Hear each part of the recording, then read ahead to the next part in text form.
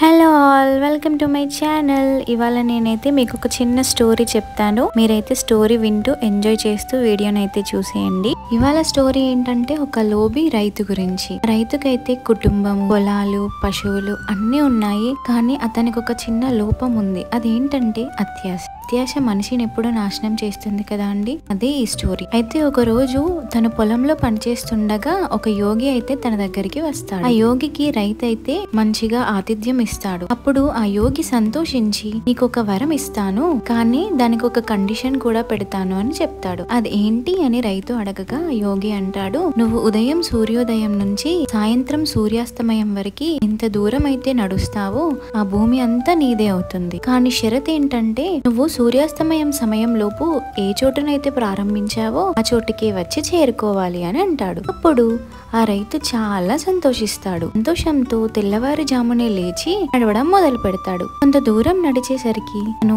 సరిపోతుందిలే ఇంత అని అనుకుంటాడు. కానీ అతనిలో ఉన్న అత్యాశ అతన్ని అంతటితో ఆగనివ్వలేదు. ఇంకా ముందుకి నడుద్దాంలే అని నడవసాగాడు. సాయంత్రం కావస్తుంది. నడిస్తే త్వరగా చేరుకోలేడు.